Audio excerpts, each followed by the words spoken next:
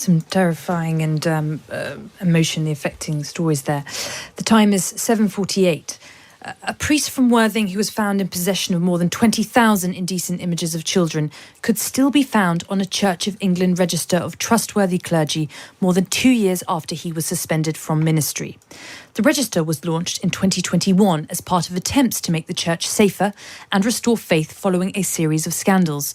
David Greenwood is director at Switalski Solicitors and a specialist in child abuse compensation claims. Good morning, David. Now, the issue here is with the National Register of Clergy. What is it and why does it matter? Well, we know that being a member of the clergy and having that badge confers access to vulnerable people and children. By definition, those people on the list of clergy are supposed to be in positions of responsibility. So the reason for the list is that it gives them this badge that they should be trusted. And so people who can't be trusted should not be on it. That's the problem with this case. And how common is this sort of thing? We've heard, obviously, this priest in Worthing. Is this happening regularly? Well, certainly before this new list was established, there was something called the Archbishop's List. Well, the Archbishop's List still exists, which is a list of prohibited clergy. And there's also the issue of people being granted permission to officiate. Permission to officiate is something granted by bishops in each diocese to enable members of clergy or former members of clergy to hold services, perhaps in all people's homes or even in their own homes for people who can't get to church. And of course, in church, if these individuals want to go around different churches to giving services. So that also confers a level of respectability and access to vulnerable individuals. That's been troubling for a lot of years.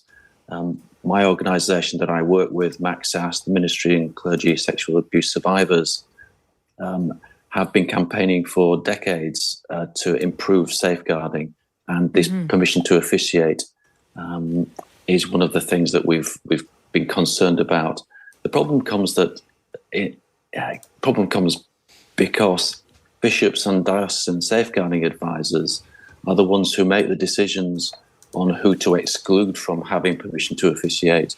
And they often know the member of clergy who is applying for it, have worked closely with them, and are bound sometimes by their knowledge and their friendship with these individuals.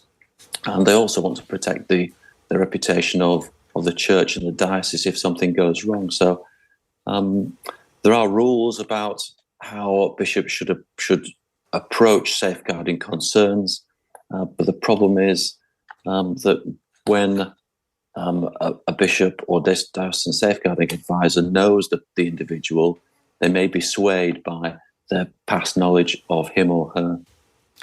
So what safeguards do you want to see introduced then? Should people be banned from being able to assess those that they know on a sort of personal level? Well, I think it goes further than that. We've studied this phenomenon for a couple of decades now, and there have been many cases where bishops have turned blind eyes to suspicions of individuals committing crimes or being accused of crimes against children. And so we think that there should be a body which is completely independent of the church, overseeing safeguarding, monitoring by the church. We're not saying that the church shouldn't do it, because it has a responsibility to make sure that people within it are approved and are good people.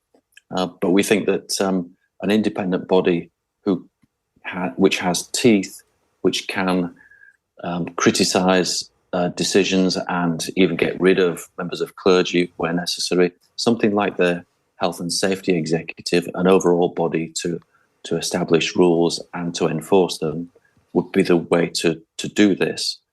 The church has done something. I mean, it's in 2018 it brought in some safeguarding rules, which, in my opinion, are good if applied well. And it's also brought in something called the Independent Safeguarding Board, which is a tiny body of well, it was 3 individuals, now 2, who are independent individuals, but they don't have the teeth to actually hold the church to account. We would like to see a proper independent body with teeth to protect individuals. Understood. Well, David Greenwood, Director at Switalski's, thank you.